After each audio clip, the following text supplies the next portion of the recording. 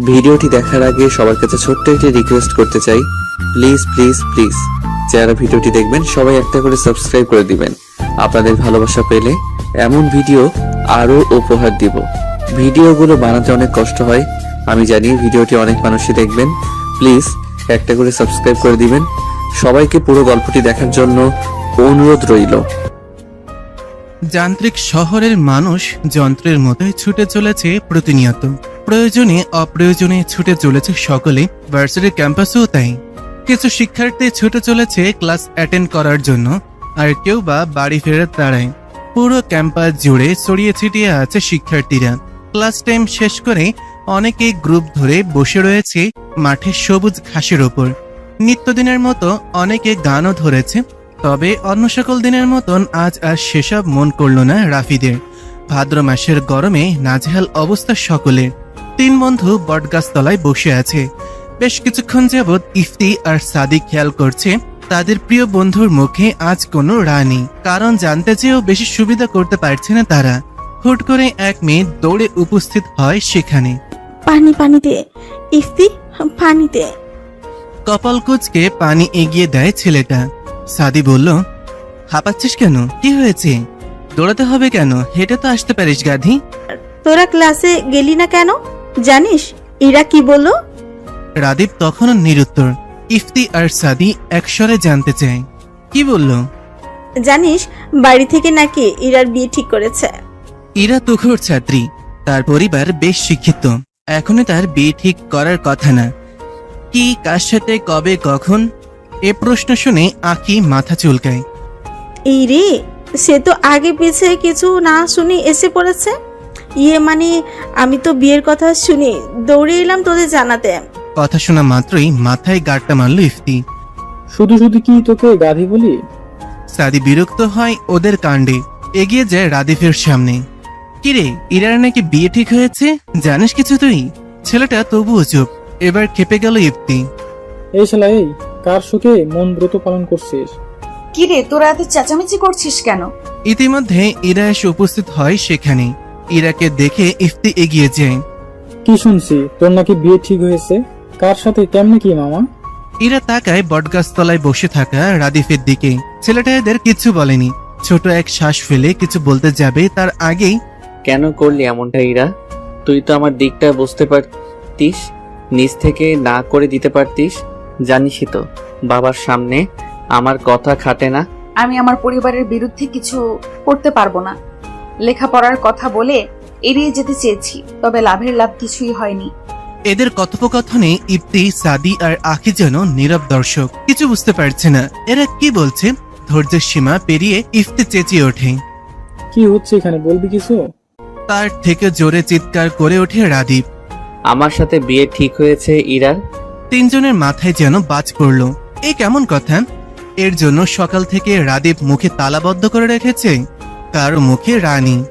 নাদিয়ার সাথে আমার 3 মাসের সম্পর্ক ইরা। মেয়েটাকে কি জবাব দেব আমি? এই সিরিয়াস মুহূর্তে নাদিয়ার কথা ওঠায় তেলে বেগুনে জ্বলে ওঠে সাদি। তুই ওই নাদিয়া পাদিয়ার সাথেই ইরার তুলনা করছিস? তোর প্রাণপ্রিয় সাদিয়া কতটা ধরে কতটা ছাড়া হিসাব আছে? রাদীপ রাগ করে কিছু বলতে যাবে, কিন্তু ইরা থামিয়ে দেয়। দেখ রাফিদ, তোর আর নাদিয়ার সম্পর্কের কথা চিন্তা করেই আমি না করতে চেয়েছিলাম, কিন্তু রফিকুল চাচু আর বাবা নাকি আমাদের ছোটবেলাতেই বিয়ে ঠিক করে রেখেছিল। এরপর তো আর কথা চলে না। রাদীপ কিছু বলে না। রাদীপের মুখাবয়ব দেখে ইরার মন আকাশে মেঘ জমে। রাদীপের বাবা আর ইরার বাবা বন্ধু, সেই কারণেই রাদীপ আর ইরা ছোটবেলার বন্ধু। ছোটবেলায় রাদীপ আর ইরার বিয়ে ঠিক করে রাখা হয়েছিল, তবে তারা দুজন জানতই না এই বিষয়ে। রাদীপ আর ইরা ছোটবেলা থেকে খুব ভালো বন্ধু, যাকে বলে বেস্ট ফ্রেন্ড। ইরার ভাবনার মাঝে ভেসে আসে রাদীপের কণ্ঠ। দেখ ইরা, তুই আমার বেস্ট ফ্রেন্ড। ছোটবেলা থেকেই আমরা বন্ধু। অন্য নজরে কখনো দেখিনি তোকে। নাদিয়াকে পছন্দ করতাম, এখন ওর সাথে সম্পর্ক। তুই কি সাজিয়াকে ভালোবাসিস? রাদীপকে কথা শেষ করতে না দিয়ে ইরা প্রশ্ন করে। ইরার এহেন প্রশ্নে রাদীপ চুপ করে যায়। নাদিয়া মেয়েটাকে ফার্স্ট দেখে ভালো লেগেছিল তার, পরে প্রেমের প্রস্তাব দিলে রাজি হয়ে যায় মেয়েটা। রাদীপ তো নিজের মধ্যে নাদিয়ার জন্য ভালোবাসা অনুভব করেনি কখনো। ইরা নিজের প্রশ্নের জবাব না পেয়ে বলতে থাকে, দেখ রাফিদ, নিজেকে সময় দে। তুই কি নাদিয়াকে সত্যিই ভালোবাসিস? যদি তাই হয়, আমি যে কোনো মূল্যে বিয়েটা ভেঙে দিব। বলেই আর দেরি না করে ব্যস্ত পায়ে হাঁটা ধরে। এখানে তার দম বন্ধ হয়ে আসছে। সাদি তাকিয়ে থাকে ইরার যাওয়ার পানি। আর কেউ জানুক আর না জানুক, সে তো জানে ইরা সে স্কুল জীবন থেকেই রাদীপকে পছন্দ করে। রাদীপ, বিয়েতে তোর আপত্তি থাকলে করিস না, তবে নাদিয়া মেয়েটা ভালো না। এতদিন ভেবেছি তুই টাইম পাস করছিস, এইভাবে কিছু জানাইনি। ইফতির কথায় রাদীপের কপালে চিন্তার ভাঁজ। কি প্রমাণ আছে তোর কাছে? একটু আগে নাদিয়াকে পুরাতন ভবনে যেতে দেখেছি, সেখানে তার কি কাজ থাকতে পারে? থাকতেই পারে কোনো কাজ। তুই এইভাবে মানবি না। এই সাদি, ধর তো, বেটাকে আজ দেখিয়ে নিয়ে আসি। বাসে প্রবেশ করতে দেখতে পায় রাদীপের মা এসেছে। এগিয়ে যায় ইরা, কুশল বিনিময় করে তার সাথে। ইরাকে ডেকে লতিফা বেগম পাশে বসান। পছন্দ হয় নাকি তোর? পাশ থেকে লাল খয়েরি রঙের বেনারসি শাড়ি দেখিয়ে বললেন কথাটা। অনেক বেশি সুন্দর চাচি, নিশ্চিত তুমি পছন্দ করেছো। লতিফা বেগম খুশিতে গদগদ হয়ে উত্তর করে, হ্যাঁ রে, তোর চাচুর আর সময় কোথায়, আমি একাই সব কেনাকাটা করেছি। ইরার মুখে তখনও লোক দেখানো হাসি বিদ্যমান। বড় এক শ্বাস নেয় সে। চাচি, বলছিলাম কি, রাফিদের মতটা নিলে ভালো হতো না? রাদিফের আবার মত কিরে? ওর বাবা যা বলবে তাই। একটা মাত্র ছেলে আমার, যাকে তাকে ছেলের বউ বানাবো নাকি? কি বুঝে ওই ছেলে জীবনের? তুই চিন্তা করিস না, বিয়ের পর সব ঠিক হয়ে যাবে। আরো কিছুক্ষণ বসে থেকে উঠে রুমে চলে যায় ইরা। রুমে যেতেই মুখে থাকা হাসি মিলিয়ে যায়। নিজের প্রিয় মানুষকে দেখতে যাচ্ছে সে, তবুও যেন মন থেকে খুশি হতে পারছে না। তার একমাত্র কারণ, তার প্রিয় মানুষ তাকে চাচ্ছে না, সে তো চাচ্ছে অন্য একজনকে। ক্যাম্পাসের পুরাতন ভবনের সিঁড়িতে দাঁড়িয়ে আছে রাদীপ। সে মোটেও আসতে চায়নি। ইফতি আর সাদি জোর করে নিয়ে এসেছে। এগিয়ে যায় তিনজনে। দ্বিতীয় তলায় উঠতেই টনক নড়ে রাদীপের। এখানে নাদিয়ার কি কাজ থাকতে পারে? তৃতীয় তলায় উঠতেই অপ্রত্যাশিত এক দৃশ্য দেখা দেয়। রাদীপের পায়ের নিচ থেকে মাটি যেন সরে যাচ্ছে। নাদিয়া একটা ছেলের সাথে অন্তরঙ্গ মুহূর্তে ব্যস্ত। এক মুহূর্ত দেরি না করে রাদীপ নেমে যায় সেখান থেকে। ছি, তার নিজেকে নিজের ঘৃণা হচ্ছে এমন একটা মেয়ের সাথে 3 মাস প্রেমের সম্পর্ক ছিল। আর কিছু না ভেবে বাড়ির উদ্দেশ্যে রওনা হয়। পেছন থেকে ইফতি আর সাদি ডাকছে তাকে, তবুও থামার নাম নেই। বাড়িতে গিয়ে কারোর সাথে কোনো কথা না বলেই চলে গেল নিজের রুমে। কল করলো ইরাকে। রিং হতেই ফোন পিক করলো মেয়েটা, যেন তার কলের অপেক্ষাতেই ছিল। আমি কাউকে ভালোবাসি না ইরা, আমি তোকে বিয়ে করতে রাজি। ইরার খটকা লাগে। রাদীপের কণ্ঠ যেন কেমন শোনাচ্ছে তার কাছে। রাফিদ, তুই ঠিক আছিস? নিঃশব্দে হাসে ছেলেটা। ইরার এই স্বভাবটা ছোটবেলা থেকেই। মেয়েটা কেমন করে যেন সব বুঝে যায়। হ্যাঁ, আমি ঠিক আছি, তবে তোর সাথে সামনাসামনি দেখা করা দরকার। টুকটাক কথা বলে ফোন রেখে দিল রাদীপ। দোতলা থেকে নিচে নেমে এলো। ছেলেকে দেখে শরবত হাতে এগিয়ে আসলেন। আঁচল দিয়ে ঘাম মুছে দেন। শোন, আজকে সন্ধ্যায় ইরাদের বাড়িতে যাব আমরা ডেট ঠিক করতে। বেশি সম্ভব শুক্রবারেই উঠিয়ে নিয়ে আসবো ইরাকে। আজই তো বুধবার, আর হাতে মাত্র একদিন। এত তাড়াতাড়ি কি আছে বুঝলাম না। একটু সময় দেবে তো আমাদের? বিয়ের পর অনেক সময় পাবি। মায়ের উত্তর যেন প্রস্তুত থাকে সদাই। রাদীপ আর কথা বাড়ায় না। তখনই ফোনটা বেজে ওঠে। স্ক্রিনে তাকিয়ে বিরক্তি যেন বেড়ে গেল। নাদিয়া মেয়েটা কল করেছে। কল না ধরে ব্লক করে দিল ডাইরেক্ট। নিজের প্রতি বিরক্ত লাগছে। কি মেয়ের সাথে সম্পর্কে ছিল সে? ছি, প্রেমিকার সাথে অন্য এক ছেলের ওইরকম দৃশ্য দেখার পরও তার বিন্দুমাত্র কষ্ট লাগেনি, বরং ঘৃণা হচ্ছে নিজের প্রতি। ইরার রুমে বসে আছে রাদীপ। সন্ধ্যার পরে রাদীপকে নিয়ে তার মা বাবা এসেছে ইরাদের বাসায়। বড়রা সকলে ড্রয়িং রুমে বসে বিয়ের দিন তারিখ নিয়ে আলোচনা করছে। তাকে পাঠানো হয়েছে ইরার সাথে একান্ত কথা বলতে। রাদীপ ভেবে পায় না ইরার সাথে সে একান্ত কথা কি বলবে। তাদের জীবনে কি এমন কোনো কিছু আছে যা দুইজন জানে না? নেই তো। সকল কিছুই তাদের নখদর্পণে। ছোট থেকে বড় হওয়া তাদের একসাথেই। ভাবনার মাঝেই ইরা রুমে উপস্থিত হয়। চায়ের কাপ এগিয়ে দিতে দিতে বলে, নে তোর চা। উফ, এত গরম পড়েছে আজ। আজ বাদে কাল বউ হবি আমার, তুই তুকারি করছিস কেন? রাদীপের কথায় খানিকটা লজ্জা পেল ইরা। তবে ছেলেটাকে বুঝতে দেওয়া যাবে না। মেয়েকে রাগ দেখাতে ভেঙচি কাটল। তাই বলে কি তোকে এখন ও গো কি গো হ্যাগো বলতে হবে? পারবো না আমি। রাদীপ কপাল কুঁচকে ফেলে। এই মেয়ে তো তাকে 2 পয়সার সম্মান দেবে না, আর কখনো না দিয়েছে। অথচ ছেলেটা জানেই না মেয়েটা তার জন্য আদর্শ বউ হওয়ার প্রশিক্ষণ নিচ্ছে। কিছুক্ষণ চুপ থেকে রাদীপ মুখ খুলে, দেখ ইরা, তুই আমার বেস্ট ফ্রেন্ড হিসেবে অদ্বিতীয়া, তবে এক ছাদের নিচে আমাদের জীবন কেমন হবে আমরা জানি না। তাই আমার কিছু সময় লাগবে নিজেকে গুছিয়ে নিতে। আশা করি তুই আমার দিকটা বুঝবি। রাদীপের ইঙ্গিত বুঝতে সময় লাগে না ইরার, তবে অনুভূতি বোঝা মুশকিল। অনুভূতি প্রকাশে বরাবরই ব্যর্থ মেয়েটা নিজেকে সামলে বলে, আমি যেন মরেই যাচ্ছি বউয়ের অধিকার পাওয়ার জন্য। রাদীপ কিছু বলতে যাবে তার আগেই তাদের ডাক চলে আসেন। চলে যায় ড্রয়িং রুমের উদ্দেশ্যে। ইরার বিয়ে হয়ে যাচ্ছে। আচ্ছা, আমার বাবা মা কি আমাকে চোখে দেখে না বিয়ে দেওয়ার জন্য? আখির কথায় ভুরু কুচকে প্রশ্ন করে ইফতি। তোকে কে বিয়ে করবে গাধি? অবশ্যই করবে। আমি কি কম সুন্দরী নাকি? বলে ভাবনায় মেয়েটা। এত বিয়ে বিয়ে করছিস কেন বলতো? লেখাপড়া খুব প্যারা দিচ্ছে আজকাল। এর থেকে বিয়ে করা ঢের ভালো দোস্ত। ছাই দিয়ে $2 দিলেই পাতিল পরিষ্কার। আখির কথায় হেসে দেয় সকলে। এরা বলে ওঠে, কাল সময় মতো চলে আসিস কিন্তু সকলে। আখি মেয়ে পক্ষ থাকবে আর তোরা দুজন রাফিদের সাথে বর পক্ষ থেকে আসবি, তাই না রাফিদ? হুম। ফোনের স্ক্রিনের দিকে তাকিয়ে উত্তর দেয় রাদীপ। নীরব এক দীর্ঘশ্বাস ফেলে ইরা।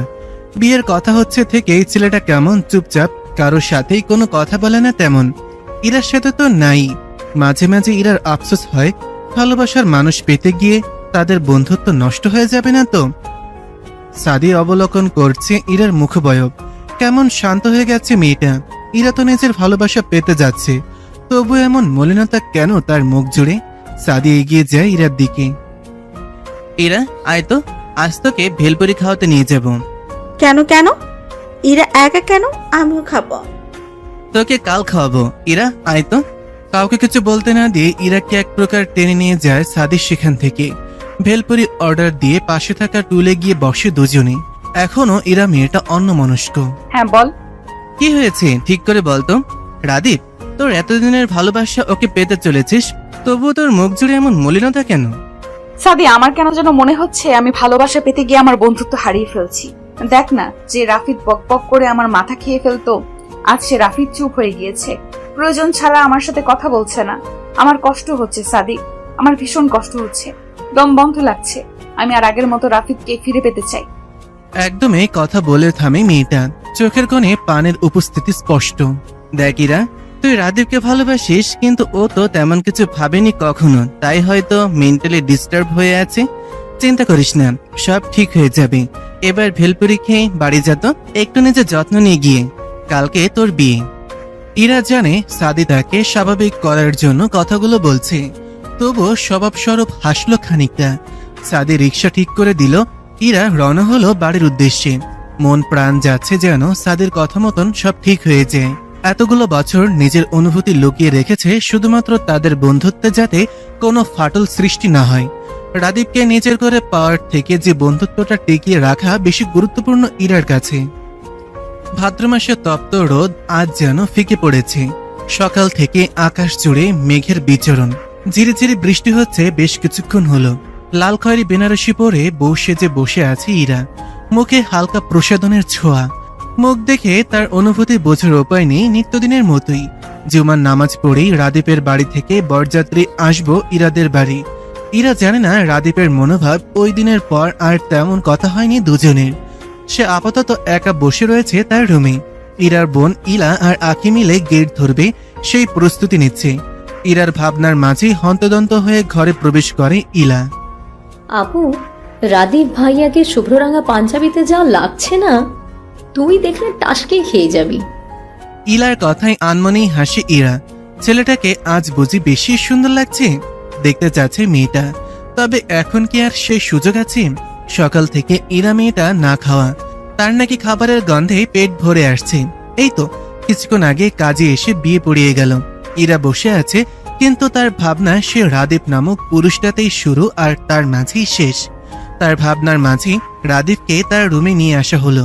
ইরা কল্পনা করতে লাগলো, ইস, ছেলেটাকে এত মারাত্মক লাগছে কেন?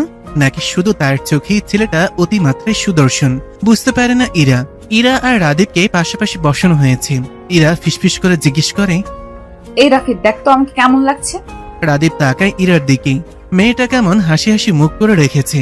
সৌন্দর্যের দিক থেকে মেয়েটা নিতান্তই সাদামাটা, তবু আজ ভিন্ন রকম সুন্দর লাগছে রাদীপের কাছে ইরাকে। এটা কি 3 কবুলের টান? হয়তো তাই। ঘর জুড়ে রজনীগন্ধা আর গোলাপ ফুলের গন্ধে মৌ মৌ করছে। বিছানার মাঝখানে ইরাকে বসিয়ে রেখে গেছে আখি। এখন তার কেমন অনুভূতি হওয়ার কথা বা কেমন অনুভূতি হচ্ছে কিছুই যেন ঠাওর করে উঠতে পারছে না মেয়েটা। আচ্ছা, রাদীপের অনুভূতি কেমন হবে তাকে এই রূপে দেখে? সে কি প্রেমিক পুরুষের মতন বুকে হাত দিয়ে পড়ে যাওয়ার অভিনয় করে হাসানোর চেষ্টা করবে আমাকে? নিজের ভাবনার মাঝেই হেসে ওঠে। আদৌ কি তা সম্ভব? ছেলেটা তো তার সাথে কথাই বলে না। সং সেজে বসে আছিস কেন?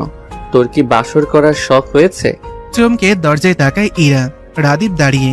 নিজের ভাবনায় এতটাই মশগুল মেয়েটা যে রুমে কারো উপস্থিতিও টের পায়নি, সেজন্য ঠিকঠাক শুনতেও পায়নি ছেলেটা কি বলছে তাকে। কি বললি? শুনতে পাইনি। এই তুই আমার সাথে তুই তোকারি করছিস কেন? তুই না আমার বিয়ে করা বউ? ও তাই বুঝি? বিয়ে করা বউকে কেউ এত রাত অব্দি অপেক্ষা করায়? কিছুটা দমে গেল রাদীপ। হ্যাঁ তাই তো, রাত 1টা বাজতে চললো তো ঘুমিয়ে যেতে আমি কি মানা করেছি? এত কথা না বাড়িয়ে ওয়াশরুমে যা, নর্মাল কাপড় পরে আয়। ইরা বিনা বাক্যে নেমে যায় ফ্রেশ হতে। রাদীপের ফোনটা সেই কখন থেকে বেজে চলেছে। সেই দিন নাদিয়াকে ব্লক করার পর বিভিন্ন নাম্বার থেকে কন্ট্যাক্ট করার ট্রাই করে যাচ্ছে। রাদীপ ফোন বন্ধ করে রেখে দেয়। সবকিছু নিয়ে যেন সে মেন্টাল ট্রমার মধ্যে দিয়ে যাচ্ছে। পাশে থাকা ইরার ফোনটা বেজে ওঠে। তাদের ফ্রেন্ড গ্রুপ থেকে কল এসেছে। ফোনটা হাতে নিয়ে কলে জয়েন হয় সে। স্ক্রিনে ভেসে আসছে ইফতি আর আখির মুখ। কোন একটা বিষয় নিয়ে হু হু করে হাসছে তারা। রাদীপকে দেখে চুপ মেরে যায় আখি, তবে ইফতি দমে না। কিরে মাম্মা, খবর কি? বউ রেখে বউয়ের ফোনে কি করছিস? রাদীপ এবার আর রেগে যায় না। বউ ফ্রেশ হতে গিয়েছে, আপাতত বউয়ের ফোনই কাছে। রাদীপের স্বাভাবিক রূপ দেখে আঁকি হতভম্ব। 2 দিন আগেও মুখ প্যাঁচার মতো করে রেখেছিলি বিয়ে করবি না বলে, আজই বউ বউ করছিস, লজ্জা লাগে না? আরে এটা তো আমাদের ইরার ক্রেডিট, তাই না রে রাদীপ? আজ একটা বউ নেই বলে বউ বউ করতে পারছি না। ধুর শালারা, ফোন রাখ। বলেই কল কেটে দিল রাদীপ। এদের মুখের ভাষা অন্যদিকে চলে যাওয়ার আগেই কেটে পড়া ভালো। বেশ অনেকক্ষণ বাদেই ইরা বেরিয়ে এলো। রাদীপের হাতে তখনও ইরার ফোন। কে কল দিয়েছিল রাফিদ? রাদীপ এ প্রশ্নের উত্তর দেয় না, বরং পাল্টা প্রশ্ন করে। ইমন কে এরা? ইরা ভুরু কুচকায়। হঠাৎ এই প্রশ্ন? আরে ইমন তো আমার খালাতো ভাই হয়। তোর সাথে দেখা হয়েছে তো তোর মনে নেই? ওর সাথে তোর এত কি কথা? ইরার কুচকানো ভ্রু আরো সংকুচিত হয়। রাদীপ তো কখনো এমন ভাবে জিজ্ঞাসাবাদ করে না তাকে। এমনি আমরা সমবয়সী সেই হিসাবে। সমবয়সী বলেই কথা বলতে হবে? বালের লজিক দেখাও তুমি আমাকে। ইরা অবাকের ওপর অবাক হচ্ছে। এ কোন রাদীপ? পরক্ষণে কিছু একটা ভাবে। মুচকি হাসি ধরা দেয় ইরার মুখে। Rafid, are you jealous? বালের জেলাস আমি? সর সামনে থেকে। ইরা হাসতে থাকে। সে বুঝেছে রাদীপ জেলাস হচ্ছে তার বিষয়ে। ইরাকে হাসতে দেখে রাদীপ ভুরু কুচকায়। বিছানার মাঝখানে কোলবালিশ রাখা। এই দেখ, এই পাশে তুই, এই পাশে আমি। একদম কাছে ঘেসবি না বলে দিলাম। আমার সময় প্রয়োজন। ছাতার মাথা আলাপ জুড়ে দিয়েছিস সেই থেকে। সময় প্রয়োজন, সময় প্রয়োজন, সব সময় এক কথা। আমি কি তোর ঘাড়ে চড়ে বসে রয়েছি স্ত্রীর অধিকারের জন্য? ফাউল একটা। হতবম্ব রাদীপ। সে রেগে যাওয়ার মতন কি বলল এখানে? তাকে কিছু বলার সুযোগ না দিয়ে নামাজে দাঁড়িয়ে যায় ইরা। আল্লাহর কাছে শুকরিয়া আদায় করবে সে এখন ভালোবাসার মানুষকে জীবনে এনে দেওয়ার জন্য। মাঝরাত, নিস্তব্ধে ঘেরা রাস্তাপাট। সোডিয়াম হলদেটে আলো ছাড়া আর কোনো আলোর দেখা নেই। সেই নিস্তব্ধ রাস্তার মাঝে বসে সাদি সিগারেট ফুঁকছে। সিগারেটের ধোঁয়ার মধ্য দিয়ে বুকের ব্যথা উড়িয়ে দেওয়ার ব্যর্থ প্রচেষ্টা চালিয়ে যাচ্ছে। সিগারেট নাকি মানুষের মনে দুঃখ কমাতে পারে? কই, তাহলে তার কমছে না কেন? সকলের সামনে কঠিন হয়ে চলা ছেলেটাও যে আজ ভাগ্যের নির্মমতার শিকার। কথাই বলে না, একজন তার মনের মানুষ পেয়ে গেলে তৃতীয় পক্ষ কষ্ট পাবি। সেই নিদারুণ কষ্ট অনুভব করছে ছেলেটা। সেই কলেজ জীবন থেকে ইরাকে পছন্দ করে ছেলেটা, কিন্তু কখনো সাহস করে বলা হয়ে ওঠেনি। যেদিন সে জানতে পেরেছিল ইরা রাদীপকে ছোটবেলা থেকেই পছন্দ করে, সেদিন সাদি ভেঙে পড়েছিল। আমাদের সমাজে একটা কথা বেশ প্রচলিত, ছেলেদের নাকি কাঁদতে হয় না। সেই বাধা নিয়ম ভেঙে আকাশ পাতাল কাঁপিয়ে কান্না করছিল ছেলেটা। সেটা কেউই শুনতে পায় না, কেউই না। তারপর থেকে নিজেকে গুছিয়ে নিতে শুরু করেছিল ছেলেটা, গুছিয়েও নিয়েছিল। তবে আজ তার খুব কষ্ট হচ্ছে, খুব। ভালোবাসায় এত দহন কেন ইরাবতী? আমি যে এই দহনে জ্বলে পড়ে ছারখার হয়ে যাচ্ছি। নিস্তব্ধ জনমানবহীন রাস্তায় ছাদের আত্মচিৎকার শোনার মতন কেউই নেই। মন মস্তিষ্ক যেন যুদ্ধে নেমেছে, বারবার তাকে মনে করিয়ে দিচ্ছে তার ইরাবতী এখন অন্য কারো, তোর আর অধিকার নেই তাকে চাওয়ার। চিৎকার করতে থাকে ছেলেটা, তোমাকে আর চাইব না ইরাবতী, আর চাইব না। কিছুক্ষণ পর নিজেকে ধাতস্থ করে ছেলেটা, মনে যাই থাকুক তাকে তো নিজেকে গুছিয়ে রাখতে হবে। তার মনের ক্ষরণ সে কাউকে জানাতে চায় না। বিড়বিড় করে ওঠে আনমনি, আমার না হও, অন্যের হও, তবুও তুমি সুখে রও। ভোরের আলো ফুটতেই রাদীপের ঘুম ভেঙে যায়। পাশ ফিরে ইরাকে দেখতে পেল। পিলে চমকে ওঠে ছেলেটার, ইরা এখানে কেন? তার মস্তিষ্ক সচল হয়ে ওঠে। কালকে তো তার আর ইরার বিয়ে হলো। আনমনে হাসে ছেলেটা, তার ছোটবেলার বেস্ট ফ্রেন্ড এখন তার বউ। ইরার মুখের দিকে তাকিয়ে আছে রাদীপ। মেয়েটাকে কেমন স্নিগ্ধ লাগছে। এক ধানে তাকিয়ে থাকে ছেলেটা। ইরা নড়ে চড়ে ওঠে, হুট করে চোখ মেলে তাকায়। রাদীপ তড়িঘড়ি করে অন্যদিকে তাকায়। কি করছিলি রাফিদ? মেয়েটা ঘুম জড়ানো কণ্ঠ শুনে শীতল স্রোত বয়ে যায় পুরো শরীর জুড়ে। আজ হুট করে মেয়েটাকে এত মায়াবী লাগছে কেন? নিজেকে প্রশ্ন করে কোনো উত্তর পায় না ছেলেটা। গলা পরিষ্কার করে নেয়। বউকে দেখছিলাম। ইরা হতভম্ব, এটা কি আদৌ রাদীপ? তার কেমন সন্দেহ হচ্ছে। হুট করে উঠে বসে। রাদীপের কপালে হাত রাখে ইরা। কই না তো, জ্বর তো আসেনি। ছাড় তো, আমার জ্বর আসতে যাবে কেন? আহারে, তোর নাদিয়ার কি হবে রে এবার? মেয়েকে দুঃখ প্রকাশ করে মেয়েটা। তেতে ওঠে রাদীপ। যাবি তুই এখান থেকে? আজ ইরা আর রাদীপ একসাথে ভার্সিটিতে এসেছে। ইরার মেজাজ বেশ ফুরফুরে আজ। দুজন একসাথেই এগিয়ে গেল বাকিদের উদ্দেশ্যে। বটগাছের কাছাকাছি আসতেই ইপ্তি বেশ জোরেই বলে ফেলে, এই কি রে, তোরা আজই ক্যাম্পাসে এসেছিস? আমি ভাবলাম রাদীপ হয়তো 3 দিনেও দরজাই খুলবে না। ইরা লজ্জায় মরিমরি অবস্থা। তবে রাদীপ এগিয়ে যায় ইফতির দিকে। তবে রে, আজ হচ্ছে তোর। রাদীপ ধরার আগেই ইফতি পগার পায়। রাদীপ ওকে কম যায়? সেও পিছু ধাওয়া করেছে। আকি আজকে ভার্সিটি আসেনি। ইরা এগিয়ে যায় সাদির পাশে। সাদি, তুই ঠিক বলেছিলি, রাফিদ নর্মাল হচ্ছে আমার সাথে। সাদি তাকায় ইরার দিকে। খুশিতে কেমন চকচক করছে মেয়েটার মুখ। এই হাসি মুখের দিকে তাকিয়ে এসে সারাটা জীবন পাড়ি দিতে পারবে। তুই সুখী হয় ইরা, তোর সুখেই আমার সুখ বলেই ইরার মাথায় হাত রাখে ছেলেটা। পরক্ষণেই হাত সরিয়ে নেয়। তার এমনটা করার অধিকার নেই। পুকুর পাশে দাঁড়িয়ে আছে রাদীপ। তার পাশেই নাদিয়া মেয়েটা। রাদীপ মোটেও আসতে চায়নি। নাদিয়া এক প্রকার বাধ্য করে নিয়ে এসেছে তাকে। তুমি আমাকে ব্লক করে দিয়েছো কেন? আমার সাথে কোনো কন্ট্যাক্ট করছো না কেন? আমি বিয়ে করে নিয়েছি।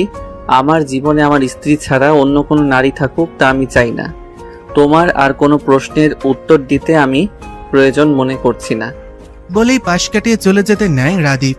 কিন্তু নাদিয়া নামের অসভ্য মেয়েটা জড়িয়ে ধরে তাকে পেছন থেকে।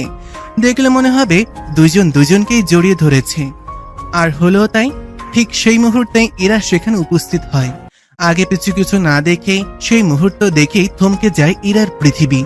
আর এক মুহূর্ত দেরি না করে চলে যায় সেখান থেকে। আর একটু সময় থাকলে হয়তো রাদীপের দেওয়া চরটাও দেখতে পারত। একটু দেরি করলে হয়তো নিজেদের মধ্যে ভুল বোঝাবুঝি তৈরি হতো না। ইরা কোথায়? পুকুর পাড় থেকে এসে ইরাকে না দেখে প্রশ্ন করে রাদীপ। তার প্রশ্নে ভুরু কুচকায় সাদি। ইরা তো পুকুর পাড়ের দিকে গেল, দেখা হয়নি তোর সাথে? রাদীপের মস্তিষ্ক সেকেন্ডেই ধরে ফেলে সম্পূর্ণ বিষয়। ইরা তাহলে কি সেখানে ছিল? ইরা কি তাকে ভুল বুঝলো? Shit shit. ব্যস্ত পায়ে নিজের রুমে প্রবেশ করে রাদীপ। ইরা নিচের ফ্লোরে বসে হাঁটুতে মুখ গুজে বসে আছে। কেঁপে কেঁপে উঠছে খানিক বাদে বাদে। স্পষ্ট বোঝা যাচ্ছে মেয়েটা কান্না করছে। রাদীপ এগিয়েছে। ইরা, এই রে, আমাকে ভুল বুঝছিস তুই? রাদীপের কথায় মুখ তুলে তাকায় ইরা। ইরা সে বিধ্বস্ত মুখ দেখে রাদীপের বুক ধক করে উঠে যেন। ইরা, আমাকে ক্লিয়ার করার সুযোগ। তোকে আমি বিয়ের আগে জিজ্ঞাসা করেছিলাম তুই অন্য কাউকে ভালোবাসিস নাকি। জিজ্ঞাইনি, তুই কেন স্বীকার করলি না? আজ আমার ওই দৃশ্য কেন দেখতে হলো? বল, কেন দেখতে হলো? শেষের কথাগুলো চিৎকার করে বলতে থাকে ইরা। সে যেন এখন নিজের মধ্যে নেই। রাদীপকে কিছু বলতে না দিয়ে আবার বলা শুরু করে। তুই যদি একবার স্বীকার করতি তুই অন্য কাউকে ভালোবাসিস, আমি কখনো তোর জীবনে আসতাম না। তুই কেন বললি না আমাকে? ইরা, আমার সাথে ওর কোনো সম্পর্ক নেই। সম্পর্ক নেই? তোকে মেয়েটা জড়িয়ে ধরলো আর তুই বলছিস সম্পর্ক নেই? এবার গতি হারালো রাদীপ। এত রিয়াক্ট করার কিছু দেখছি না ইরা, তুই বেশি বেশি করছিস। ওর সাথে সম্পর্ক ছিল, আজ শেষ করে দিয়ে এসেছি। হুট করেই ইরা হাসতে থাকে, যেন পৃথিবীর সবচেয়ে মজার জোকস শুনেছে সে। হাসতে হাসতেই বলতে থাকে, হ্যাঁ তুই ঠিক বলেছিস, আমি বেশি রিয়েক্ট করছি। জানিস রাফিদ, বিয়ের আগে আমার কোনো অধিকার ছিল না। তোকে অন্য কারোর সাথে দেখেও কিছু বলতে পারিনি, আর না পেরেছি নিজের মনের কথা তোকে জানাতে। কিন্তু এখন তো আমার পূর্ণ অধিকার আছে রাফিদ। তোকে নিজের করে পাওয়ার পর নিজ থেকে একটা অধিকার বোধ জন্মেছে তোর প্রতি। রাদীপ কিছু বলতেই মুখ খুলবে তার আগেই রাফিদ, আজকে বলে দে আমায়, তোকে আমি সেই স্কুল জীবন থেকে ভালোবাসি রাফিদ। হ্যাঁ ভালোবাসি, কখনো মুখ ফুটে বলতে পারিনি। পাশে যদি প্রিয় বন্ধু হারিয়ে ফেলি, সেই শোক যে আমি নিতে পারতাম না রে, এই জন্যই কিছু বলিনি। আমি আমার অনুভূতি প্রকাশ করতে পারি না। তুই কেন সব সময়ের মতো বুঝে নিলি না আমাকে? তবে দেখ, তুই আমার চোখের ভাষা বুঝতে না পারলেও আশেপাশের অনেকেই বুঝে গিয়েছিল আমার ইচ্ছের বিরুদ্ধেই। কই, তাদের তো বলতে হয়নি। তুই কেন বুঝলি না আমার চোখের ভাষা? এই সব কথা তোকে আমি বলতাম না। ভেবেছিলাম তুই সম্পর্কটা মেনে নিলে তারপর বলবো, কিন্তু না, আজ মনে হলো তোকে আজই জানিয়ে দেওয়া উচিত। এরপর যদি আর সুযোগ না পাই, আমি আফসোস নিয়ে মরতে চাই না। রাদীপ কিং কর্তব্য বিমূঢ়, তার চোখে মুখে বিস্ময়। ইরা তাকে ভালোবাসে? একটু আগে কি বললো ইরা? সে কি ঠিক শুনেছে? এটা কিভাবে হয়? এত বছরও কি সে ইরাকে বুঝতে ব্যর্থ? হাজার খানেক প্রশ্ন তার মনে ঘুরপাক খাচ্ছে। তার মাঝেই ভেসে আসে ইরার কণ্ঠ। একদিন তোকে প্রান্তরেখার পথিক বানিয়ে চলে যাব বহু দূরে। সেই দিন তুই খুব করে চাইলেও আমাকে আর পাবি না। বলে চলে যেতে নেয় সেখান থেকে। তার আগেই রাদীপ ইরার হাত ধরে ফেলে। রাফিদ ছাড়, আমি একা থাকতে চাই। হাত ছাড়ে না, বরং আরো নিজের কাছে আনে ইরাকে। এতদিন কেন মনের কথা জানাসনি? ইরা কথা বলে না, চোখ দিয়ে অনর্গল পানি পড়ছে মেয়েটার। রাদীপ আরেকটু কাছে নিয়ে আসে ইরাকে। মেয়েটা ছাড়া পাওয়ার জন্য ছটফট করছে। খুব তো ভালোবাসি করছিস, আমার ভালোবাসার গভীরতা সহ্য করতে পারবি তো? ইরা মুখ তুলে তাকায় রাদীপের দিকে। ছেলেটার গরম নিঃশ্বাস আশ্রয় পড়ছে তার মুখে। রাদীপের কথা তার মাথায় বাজছে। কি বলল ছেলেটা? ভালোবাসার গভীরতা মানে? তার ভাবনার মাঝে রাদীপ ইরার কানে ফিসফিস করে, আমি ছুঁয়ে দিলে সামলাতে পারবি তো নিজেকে? বাবার অফিসে টুকটাক কাজ গুছিয়ে নিচ্ছে রাদীপ। যতই হোক, বইয়ের হাতের খরচের টাকা বাবার কাছ থেকে নেওয়াটা তার আত্মসম্মানে পাচ্ছে।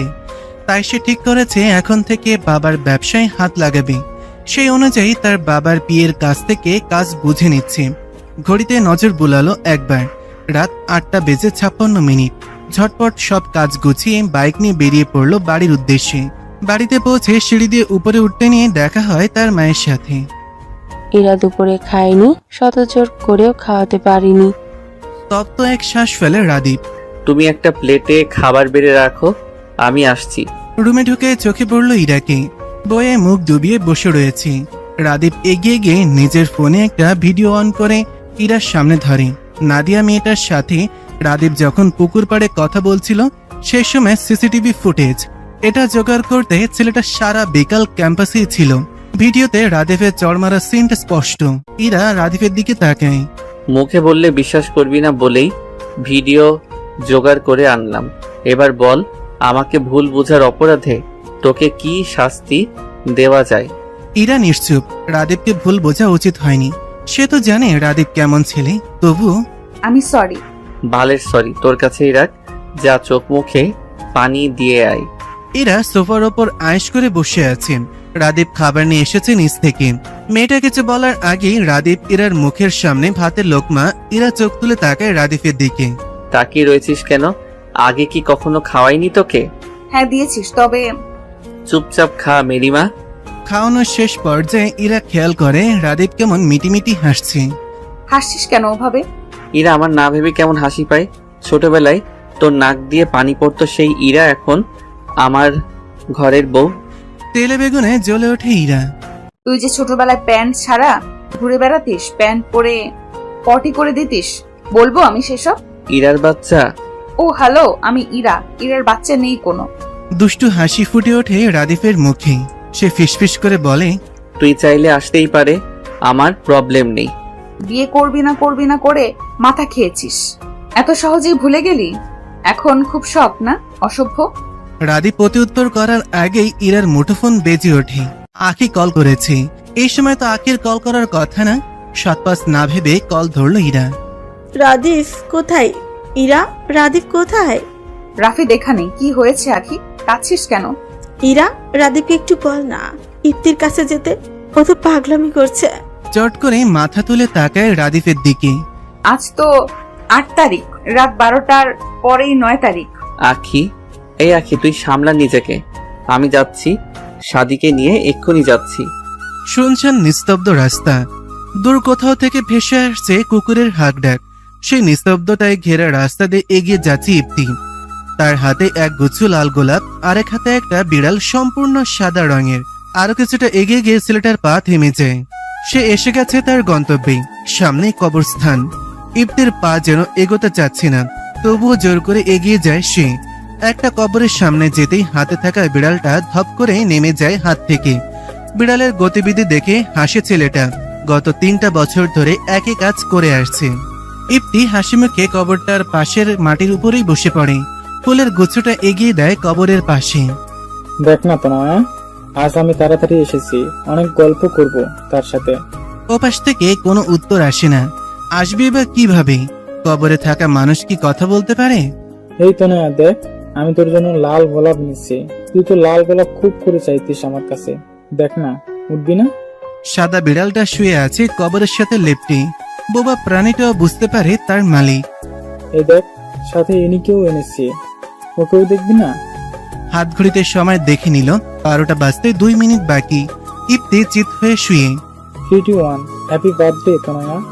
তুই সব সময় বলতিস না সবার আগে ইফতি ভাই আমাকে বার্থডে উইশ করবে। তোর কথা মতো আমি আজও সবার আগে তোকে উইশ করার জন্য এসেছি। দেখ, কবরের মাটিতে হাজারো চুমুতে ভরিয়ে দেয় ছেলেটা। চোখ দিয়ে গড়িয়ে পড়ছে উষ্ণ তরল। ছেলেটা হুট করে চিৎকার করে ওঠে। তনয়া, তনয়া রে, বড় বাবা আমায় বলেছিল তোর বয়স 18 হলেই আমার হাতে তুলে দিবি তোকে। এই দেখ, আজ তোর বয়স 18 হয়ে গেল। তুই ফিরে আয় তনয়া, তোকে তো আমি ঘরের বউ করব। আয় না, কেন চলে গেলি আমাকে ফাঁকি দিয়ে? আমার যে কষ্ট হয় তনয়া, তুই তো আমার কষ্ট সহ্য করতে পারতিস না, তবে আজ কেন আসছিস না? দেখ না তনয়া, আমি কাঁদছি, কষ্ট হচ্ছে, আমার বুক ছিঁড়ে যাচ্ছে তনয়া। আয় না, তুই নেই, আমাকে কেউ ভাত বেড়ে খেতে দেয় না তনয়া। আমাকে একা করে কেন চলে গেলি? আমার মাথাটা হাতায় দে না। আসছিস না কেন? শুনতে পাচ্ছিস না তুই আমার কথা? ইফতির হ্যালুসিনেশন হচ্ছে। চোখের সামনে ভেসে উঠছে তনয়া। এই তো আমার তনয়া, তোকে আর রেখে যাব না, চল আমার সাথে। ইফতি মেয়েটার হাত ধরতেই হাওয়ায় মিলিয়ে যায় মেয়েটার অবয়ব। আরো বেশি পাগলামি করতে লাগে ইফতি। পাগলের মতন কবরের মাটি খুঁড়তে লাগে। ওই মুহূর্তে ওইখানে উপস্থিত হয় সাদি আর রাদীপ। ইফতি, কি করছিস কি? এরকম করলে তনয়া আরো কষ্ট পাবে। মাথা তুলে পেছনে তাকায় ইফতি। গিয়ে জড়িয়ে ধরে রাদীপ আর সাদিকে। দেখ না, একটু আগেই তনয়া এখানে ছিল, আমি হাত ধরতেই গায়েব হয়ে গেল। আসতে বল না ওকে, আজ যে ওর বয়স 18 হয়ে গিয়েছে। এখন ওকে আসতে বল, বড় বাবা আমার হাতে তুলে দিবে। বল না রাদীপ, এই সাদি তুই বল। দুইজনই বেশ বুঝতে পারে ইফতির আবারও হ্যালুসিনেশন হচ্ছে। এটা নতুন না, প্রায়ই হয়। ইফতি, অনেক রাত হয়েছে, চল। তোরা বুঝতে পারছিস না, আমার তনয়া আজ যাবে আমার সাথে, ও তো কথা দিয়েছিল। শত বুঝিও লাভের লাভ কিছুই হলো না। ইফতি পাশে বসে এক দৃষ্টিতে তাকিয়ে আছে। রাদীপ আর জোর করেনি। ইফতির সময়ের প্রয়োজন। বছরের 2টা দিন ইফতি নিজের মধ্যে থাকে না। এক তনয়ের জন্মদিন আর এক তনয়ের মৃত্যুবার্ষিকীতে। অনেক সময় বাদে রাদীপ এগিয়ে যায়, কাঁধে হাত রাখে। ইফতি, এবার যেতে হবে। ইফতি শোনে রাদীপের কথা, দুহাত দিয়ে জড়িয়ে ধরে কবরটাকে। মাটিতে চুমু এঁকে দেয়। আমি আবার আসবো তনয়া। চল রাদীপ। রাদীপ তাকায় ইফতির দিকে। ছেলেটা নিজেকে স্বাভাবিক করতে চাচ্ছে দেখে আর কথা বাড়ায় না। শুনছেন নিশুতির রাতে 3 বন্ধু রওনা হয় তাদের বাড়ির উদ্দেশ্যে। হুট করে রাদীপ বাইক থামায়। সাদি বলে, কিরে থামলি কেন? রাদীপের দেখা দেখি বাকি 2জনও নেমে যায়। কোথায় থেকে যেন আঁকি দৌড়ে এসে ইফতির গায়ে হামলে পড়ে। হঠাৎ এমনটা হওয়ায় কিছুটা পিছিয়ে যায় ইফতি। পরক্ষণে সামলে নেয় নিজেকে। কি হয়েছে গাড়ি কাঁদছিস কেন? তুই আর কষ্ট পাস না ইফতি। আমাকে বল তোর তনয়া কেমন ছিল, আমি তেমনি হয়ে যাব, সত্যি বলছে। কথা বলতে বলতে নাক টানছে মেয়েটা। রাদীপ আর সাদি মুখ চাওয়াচুই করে। এই সময় এসব বলছে কেন মেয়েটা? ইফতি যদি রেগে যায়, কিন্তু তাদের ভুল প্রমাণ করে ইফতি হাসি মেয়েটার কথা শুনি। আঁকি একটু বেশি ভাবে তাকে নিয়ে। তোকে কারো মতো হতে হবে না আখি, তুই যেমন তেমনই থাক। আমার শূন্য জীবনে তোর মতো একটা গাঠি থাকলে মন্দ হয় না বিষয়টা। নতুন ভোরের সূচনা, নতুন দিনের সূচনা। অনেকের হয়তো নতুন করে বাঁচা, নতুন করে জীবন যুদ্ধে যাওয়ার সূচনা হয় একটা দিনের সূচনার সাথে। কাল রাতে রাদীপের বাড়ি ফিরতে ফিরতে অনেক রাত হওয়ায় ইরার সাথে তেমন কোনো কথা হয়ে ওঠেনি। আখের বিষয়েও কোনো কথা হয়নি তাদের। রাদীপ ঘুম থেকে উঠে বারান্দার গাছে পানি দিচ্ছে। এই গাছগুলো ইরা খুব শখ করে লাগিয়েছে। নে রাফিদ, তোর চা। রাদীপ তাকায় ইরার দিকে। শাড়ি পরেছে মেয়েটা, তবে সেই রূপে মুগ্ধ হওয়ার আগেই মেজাজ বিগড়ে গেল রাদীপের। ইরা হাত থেকে চায়ের কাপ রেখে দেয় অন্য পাশে। টেনে রুমে নিয়ে দেয়ালের সাথে আটকে ধরে ইরাকে। এই তোকে না বলেছি তুমি করে বলতে, তুমি বল এক্ষুনি তুমি করে বলবি। অন্যদিকে ফিরে ইরা। অনেক দিনের অভ্যাস, তুমি করে বলতে আমার লজ্জা লাগে। আহারে সোনা, লজ্জা লাগার কিছু বলিনি আমি, তুমি করে বলো এক্ষুনি ফার্স্ট ইরা। ইরা চোখ মুখ কুচকে তো তুমি? রাদীপ হাসে। ইরা তাকিয়ে থাকে সেই হাসি মাখা মুখের পানে। আখির সাথে কথা হয়েছে তোর? হ্যাঁ, সকালে কল করেছিল, ইফতির কথা জিজ্ঞেস করেছিল। রাদীপ ইরাকে কালকের ঘটনা খুলে বলে। আচ্ছা তোরা মেয়েরা এমন কেন, আখি কেন প্রকাশ করছে না নিজের অনুভূতি? আসলে আখি আর 5টা মেয়ের মতো না, আমরা সবাই জানি। ওর মধ্যে বাচ্চা মোটা রয়ে গিয়েছে, হয়তো ও নিজেই নিজের অনুভূতি বুঝতে অক্ষম। রাদীপ বুঝমানের মতন মাথা নাড়ে। হুট করে প্রশ্ন করে, আজ শাড়ি পরেছিস কেন? আজ নাকি তোর থুরি থুরি তোমার নানু বাড়ির লোক আসবে, তাই পড়তে বললো মা। রাদীপ কিছু বলল না। ইরা আর দেরি না করে নিচে নেমেছে। ইরার তড়িঘড়ি করে যাওয়া দেখে আনমনেই হাসে রাদীপ।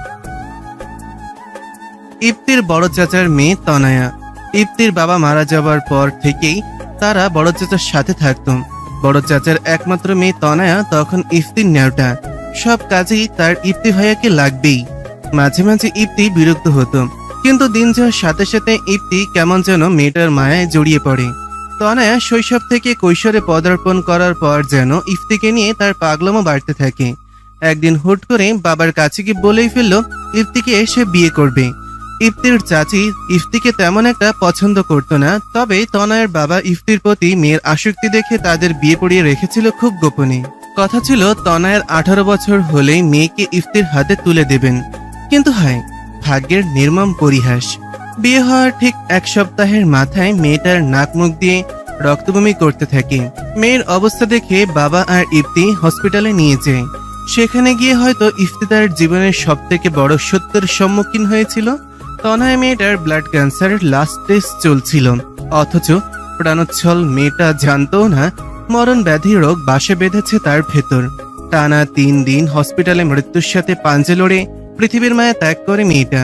মৃত্যুর দ্বার প্রান্তে এসো মেয়েটা শক্ত করে ধরে রেখেছিল ইফতির হাত। তার শেষ কথা ছিল, ইফতি ভাই, আমি চাই আমার অবর্তমানে তোমাকে কেউ যত্ন করুক। আমি তোমার প্রথম স্ত্রী হিসেবে তোমাকে অনুমতি দিলাম বিয়ে করার। এটাই আমার শেষ ইচ্ছে। ইফতি সেদিন মেয়েটাকে কোনো উত্তর দিতে পারেনি। অবুঝ মেয়েটা যেন সেদিন বুদ্ধিমতী হয়ে গিয়েছিল। নিজের মৃত্যুর পরোয়া না করে সে ভেবেছিল ইফতির ভালো থাকা নিয়ে। ভালোবাসা এমনও হয়, তার ভালোবাসা হয়তো এমনই ছিল। কাল রাতে ইফতিকে আর বাড়ি ফিরতে দেয়নি, সাদি নিজের বাসায় নিয়ে এসেছিল। সাদি চা নিয়ে রুমে আসে। ইফতি ঘুম থেকে উঠেছে আরো কিছুক্ষণ আগে। 2 বন্ধু চা খাচ্ছে একসাথে বসে। সাদি ইফতিকে কিছু বলতে চাচ্ছে, তবে ছেলেটা যদি আবারও উত্তেজিত হয়ে পড়ে সেই ভেবে চুপ রয়েছে। 7-5 না চিন্তা করে বলেই ফেলল, দেখ ইফতি, অনেক বছর তো হলো, এবার নিজেকে নিয়ে কিছু ভাব, গুছিয়ে নে জীবনটা। আমি নিজেকে গুছিয়েই রেখেছি সাদি, তবে বছরের 2টো দিন আমি নিজের মধ্যে থাকি না, আর না কখন থাকতে পারবো। আখির দিকটা একটু ভেবে দেখলে হয় না? আখি কি চায় ও তো নিজেই জানে না, নিজের অনুভূতি সম্পর্কে এখনো অবগত নয়। ওর থেকে বেশি হয়তো আমি নিজেই জানি ওর অনুভূতি। তাহলে তুই নিজ থেকে কিছু করছিস না কেন? ইফতি পূর্ণ দৃষ্টিতে তাকায় সাদির দিকে। তুই পেরেছিস নিজের মনে অন্য কাউকে জায়গা দিতে? সাদি বিস্ময় নিয়ে ইফতির দিকে তাকায়। নিজের অনুভূতি প্রকাশ করবি না, তাই বলে কি তোদের কিছুই আমি বুঝতে পারি না? ইফতি, তুই ভুল বুঝছিস, তেমন কিছুই না আসলে। ইরাকে ভালোবাসিস না? অস্বীকার করতে পারবি? বাসতাম, তবে এখন আর বাসি না। আর আমি চাই না এই বিষয়ে আর কেউ জানুক। আচ্ছা, তা ঠিক আছে, কিন্তু নিজেকে নিয়ে ভাবা উচিত তোর। আমি এইভাবেই ঠিক আছি। ইরা এখন ভালো আছে, খুশি আছে, আর ওর খুশিতেই আমি খুশি। ইফতি আর কিছু বলে না। ভালোবাসা এমন এক সংক্রমণ যার সংস্পর্শে এলে কঠিন থেকে কঠিনতম মানুষও নরম হতে বাধ্য। ভালোবাসা মানুষকে যেমন বাঁচতে শেখায়, ঠিক তেমনি অনেকে মৃত্যুর দিকে ঠেলে দেয়। নিজের ভালোবাসার মানুষের সুখের কথা চিন্তা করে সাদির মতন হাজারো প্রেমিক পুরুষ নিজ ভালোবাসা বিসর্জন দিয়ে দেয় নির্দ্বিধায়। ইস, কি নিদারুণ বিসর্জন, কি নিদারুণ ভালোবাসা। অফিসের কাজ শেষ করে রাদীপ বাড়ি আসছে। রাস্তার পাশে ফুলের দোকান দেখে হুট করে বাইক ব্রেক করে নামে। দাঁড়িয়ে ভাবতে থাকে, আচ্ছা, যদি ইরার জন্য ফুল নিয়ে যায়, মেয়েটা কি খুশি হবে? নিজের ভাবনায় রাদীপ এবার নিজেই অবাক। ইরা সবসময় নিজে থেকে তার কাছে ফুল চেয়ে নিত। আজ সে নিজেই ইরার জন্য ফুল কিনতে আগ্রহ প্রকাশ করছে। বিয়ের পর কিছু কি বদলায়নি তার মাঝে? এই তো বদলেছে অনেক কিছু। রাদীপ তার অনুভূতি ঠাওর করতে পায় না মাঝে মাঝে। আবার সে এত ভাবতেও চায় না। জীবন তো তাকে ভালোই রেখেছে। বন্ধু হিসেবে ইরার জুড়ি মেলা ভার। রাদীপ জানে স্ত্রী হিসেবেও ইরা অপূর্ব। নির্দিষ্ট ফুল খুঁজতে একটু দেরি হলেও কয়েক দোকান ঘুরে ইরার সব থেকে পছন্দের ফুলটাই নিল রাদীপ। ইরা গুনগুন করে গান গাইছে আর বিছানা ঠিক করছে। একটু আগে তাদের বন্ধুদের গ্রুপে কথা হয়েছে। ইফতি নিজেকে সামলে নিয়েছে, আর আখি সে তো আগের মতোই। কখন কি করে সে নিজেই বুঝে না। আনমনেই হাসে ইরা। বন্ধুদের মধ্যে আখির বিষয়ে সকলেই জানে যে ইফতিকে এসে পছন্দ করে, শুধু মেয়েটা কখনো তা স্বীকার করে না। হাতের কাজ শেষ করে ড্রয়িং টেবিলের সামনে যেতেই তার নাকে এক সুন্দর সুবাস আসে। খুশি হয়ে যায় মেয়েটা। এটা তো দোলন চাপার ঘ্রাণ। পরক্ষণে মেয়েটা ভীত হয়। আশেপাশে তো দোলন চাপা ফুলের গাছ নেই। এত রাতে সে ফুলের ঘ্রাণ পাচ্ছে কেন? দরজা ভেতর থেকে লাগানো। রাদীপ দরজা নক করে, তবে কোনো সাড়া নেই। আবার দরজা নক করবে, তার আগেই দরজার লক খুলে যায়। ইরা চোখ মুখ খিচে এক প্রকার চেঁচিয়ে ওঠে, ভূত ভূত। ইরা, ভূত কোথায় দেখলি? এটা তো আমি। রাদীপের কথা শুনে যেন প্রাণ ফিরে পায় মেয়েটা। তুই এসেছিস, এত দেরি করলি কেন? জানিস একটু আগে তেনারা দোলন চাপা ফুলের গ্রান নিয়ে এসেছিল। রাদীপের ভুরু কুচকে যায়। তার আনা দোলন চাপা ফুলের ঘ্রাণ পেয়েছে ইরা, সে সেটা নিশ্চিত। তবে তেনারা? এই মেয়ে আস্ত এক ভীতু। পেছনে রাখা হাতটা বাড়িয়ে দেয় ইরার সামনে। তুই এসেছিস দোলন চাপা? সত্যি তুই এনেছিস আমার জন্য? না, তোর জন্য আনিনি, পাশের শেওড়া গাছের পেতনির জন্য এনেছি। দিয়ে আসি। যত সব। ভাবলাম একটু প্রেমিক পুরুষের মতো হাঁটু গেড়ে বসে ফুল দেব। ছ্যা ছ্যা ছ্যা, সেসব কি আর আমার কপালে আছে? সর সামনে থেকে। ইরা রাদীপের কোনো কথাই কানে নিল না। সে তার প্রিয় দোলন চাপা পেয়েছে প্রিয় মানুষের কাছ থেকে। এর থেকে কি আর চাওয়ার থাকতে পারে তার? রাদীপ তাকিয়ে আছে ইরার দিকে। মেয়েটা বাচ্চাদের মতন প্রাণোচ্ছল হয়ে গেছে ফুল পেয়ে। ইরা তাকাতেই নিজেকে স্বাভাবিক করে জিজ্ঞাসা করে, তুই না বলেছিলি নানুরা আসবে? কই দেখলাম না তো। কাল আসবে বললো মা। রাদীপ আর কথা বাড়ায় না, ফ্রেশ হতে চলেছে। ইরা তাকিয়ে থাকে রাদীপের দিকে। ছেলেটাকে স্বাভাবিক স্বামী হতে চাচ্ছে হয়তো, তাই না হলে যে রাদীপকে বলে কয়ে ফুল নিতে হতো, সেই রাদীপ নিজ থেকে তাকে ফুল এনে দিল আজ। ইরার খুশি যেন আজ বাদ মানে না। ইরা ড্রেসিং টেবিলের সামনে রেখে দেয় ফুলগুলো। তার স্বামীর দেওয়া প্রথম উপহার বলে কথা। সূর্য যেন আজ নিজের পূর্ণ তেজ দিয়ে কিরণ ছড়াচ্ছে চারপাশে। ভ্যাপসা গরমে নাজেহাল অবস্থা পথচারীদের। তাদের মধ্যে ইলাও অন্যতম। কলেজের কিছু কাজে বের হয়েছিল বাড়ি থেকে, তা না হলে এই গরমে সে জীবনেও বের হতো না। মেয়েটা বিপাকে পড়ল রাস্তা পার হতে গিয়ে। শহরে বেড়ে ওঠার পরও রাস্তা পার হতে পারে না ইলা। রাস্তায় আর কেউই নেই যে অন্যজনের সাথে পার হয়ে যাবে।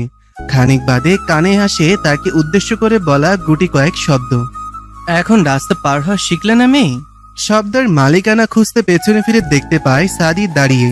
ইলা লজ্জা পায় খানিকটা, মাথা নিচু করে নেয়। এর আগেও একদিন সাদি তাকে রাস্তা পার করে দিয়েছিল স্কুলে থাকতে। এবারও কেন এই লোকের সামনেই পড়তে হবে? হুট করে সাদি ইলার হাত ধরে রাস্তার ওপারে নিয়ে যেতে থাকে। ইলার কি হলো সে জানে না, সে তো তাকিয়ে আছে সাদির ধরা হাতের দিকে। এ কেমন অনুভূতি? সে তো পরিচিত নয় এসবের সাথে।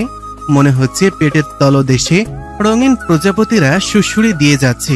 তার অযাচিত ভাবনার মাঝে মানবটা হাত ছেড়ে দেয়, তার ভাবনা সুতাও ছেড়ে যায়। রাস্তা পার হতে শিখো মেয়ে, প্রতিবার কিন্তু আমি থাকবো না বাঁচানোর জন্য। থাকলে মন্দ হয় না। মুখ ফসকে বেরিয়ে গেল কথাটা কেমন। ইলা অপ্রস্তুত হয়ে পড়ে। ইলার কথাই হেসে ওঠে ছেলেটা। বেশ কথা শিখে গেছো দেখছি। ইলা কি শুনলো সাদির কথা? সাদ কি জানি, সে তো ওই মানবের হাসি মাখা মুখের দিকে তাকিয়ে। পুরুষ মানুষের হাসি এত সুন্দর হয়? মেয়েটা কি আগে কখনো এমন হাসতে দেখেনি তাকে? দেখেছে তো, তখন কেন এত মুগ্ধতা প্রকাশ পায়নি? নিজের ভাবনার কোনো উত্তর পায় না ইলা। ইলার এক ধ্যানে তাকিয়ে থাকায় খেয়াল করে কিছুটা শব্দ করলো সাদি। মেয়েটা ভাবনার জগৎ থেকে বাস্তব জীবনে টপকে পড়ল। কি এত ভাবো? প্রেম করছো নাকি আজকাল? আর কোথায় যাচ্ছিলে? এতগুলো প্রশ্ন অগ্রাহ্য করে উত্তর দেয়। কলেজে যাচ্ছিলাম ভাইয়া, আজ তাহলে আসি। কথা শেষ করতেই পা চলতে থাকে, যেন কত ব্যস্ত সে। সাদি তাকিয়ে থাকে মেয়েটার যাওয়ার পানে। মেয়েটা কি লজ্জা পেল? ইলা হুট করে পেছনে ফেরে। আপনার হাসি মারাত্মক সুন্দর। মেয়েটা আর দেরি করে না, হুট করে দৌড়ে চলে যেতে থাকে। কিছু কিছু সময় মনের অবদ্ধ ইচ্ছাগুলো পূরণ করতে হয়, যেমনটা ইলা করলো। এদিকে সাদি হতভম্ব, আনমনে বিড়বিড় করে বলে, মেয়ে মানুষ পিথাগোরাসের উপপাদ্যের চেয়েও জটিল। সকাল থেকে ইরা শাশুড়ির সাথে রান্নাঘরে। রাদীপ আজ ভার্সিটি গিয়েছে।